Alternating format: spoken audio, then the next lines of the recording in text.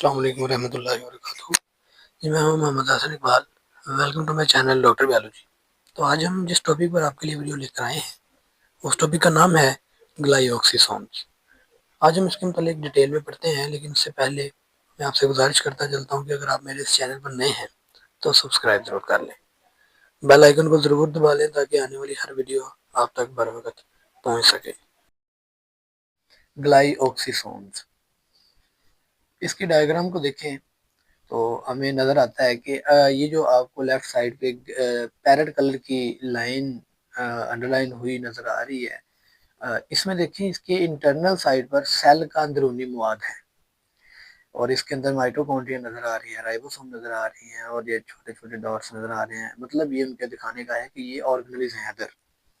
ये ग्लाइऑक्सीसोम भी आपको नज़र आ रही है। अब ग्लाइऑक्सीसोम जो है साइड में एक साइड पे लिखा हुआ है कि the glyoxysome hydrolyses fatty acids with in the plant cell, कि ये फैटी एसिड्स को हाइड्रोलाइज कर देते हैं, पानी की मौजूदगी में तोड़ देते हैं।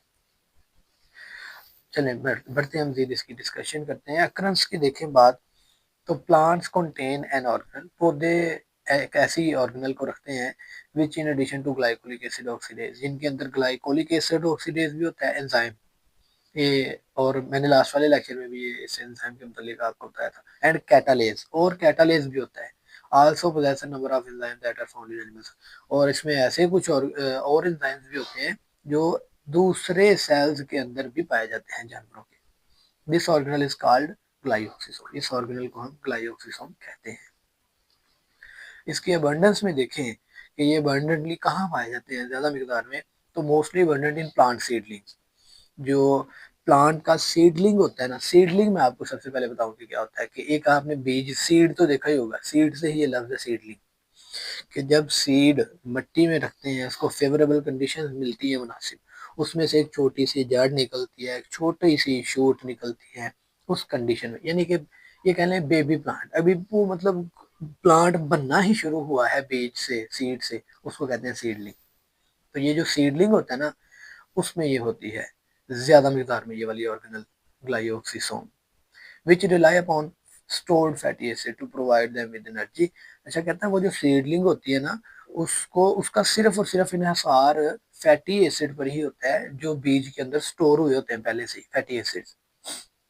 इस ऑर्गेनल का काम ये होता है कि इसने उस ऑर्गेनल उस जो फैटी एसिड्स हैं उनको तोड़ के तो एनर्जी देनी है सीडलिंग को ताकि वो नशोनुमा कर सके, and material to begin the formation of new plant, और ऐसे मटेरियल देने हैं जिनकी वजह से वो जो सीडलिंग है वो नए पौधे में नमो पा जाए। The organelle is present only during a short period, germination of the lipid rich seed.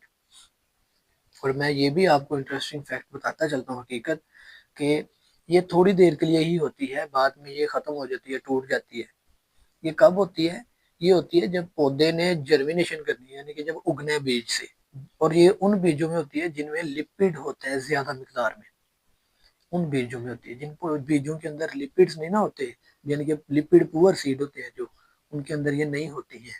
Lipid poor का मतलब होता है पी प्लांट हो गए, ठीक है ना, इसके बाद ये जो मटर मटर भी कहते हैं, इसके बाद हो गया ये जो चने वगैरह होते हैं, और चावल की भी बात ले लें, और ऐसे ही मतलब जिनके अंदर लिपिड्स ना होने के बराबर है, ये नहीं है, तो उनके अंदर ये वाली ऑर्गेनल नहीं होती,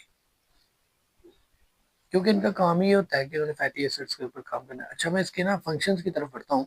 conversion of fatty acids to carbohydrates, इन्होंने फैटी एसिड्स को तोड़ के कार्बोहाइड्रेट्स बनाने हैं, या फैटी एसिड्स से कार्बोहाइड्रेट्स बनाने हैं, उसको कन्वर्ट करना है कार्बोहाइड्रेट्स में। उसके बाद इसका एक और भी फंक्शन है कि achieved through a cycle.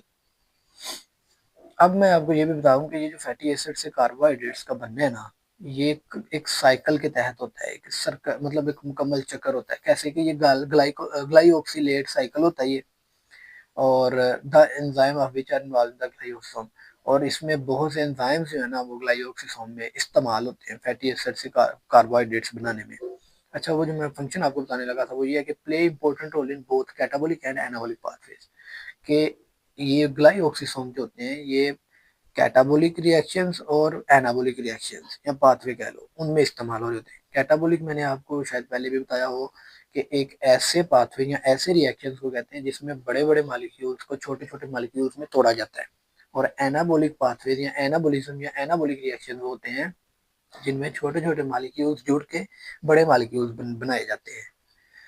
In seeds, मैं अगले फंक्शन की तरफ बढ़ता हूँ कि in seeds rich in lipid such as castor bean and soybean, कहता है कि जो होते हैं ना ऐसे बीज जिनके अंदर लिपिड ज्यादा होता है, जैसे कास्टोबिन था या सोयाबीन है, उनके अंदर ग्लाइसोसोम्स आर द साइज for breakdown of of fatty acid to succinate, उनमें जो फैटी एसिड्स हैं वो टूट के सक्सिनेट में भी कन्वर्ट होते हैं।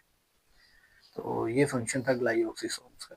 ये जो कुछ भी हो रही है ना, कन्वर्जन होती है या जो जो कुछ भी है, ये सारा कुछ एंजाइम्स की मदद से ही होता है जो इनके अंदर प्रेजेंट होते हैं।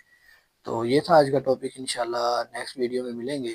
तब तक के लिए अपना बहुत सा ख्याल रखिएगा, और अगर आप चैनल पर नए हैं तो सब्सक्राइब जरूर कर लें। अगर कोई सवाल है तो कमेंट सेक्शन में आप पूछ सकते हैं। अगर आप चाहते हैं मैं किसी खास टॉपिक पर वीडियो बनाऊँ जो आपको लगता है आपने समझना है, तो मैं इंशाल्लाह उस पर बनाऊँगा। आप कमेंट सेक्शन में ज़रूर उसका जो है ना वो बताइएगा। तो इंशाल्लाह नेक्स्ट वीडियो में मिलते हैं, तब तक अपना बहुत सा ख्याल रखिएगा। अल्लाह हाफिज़।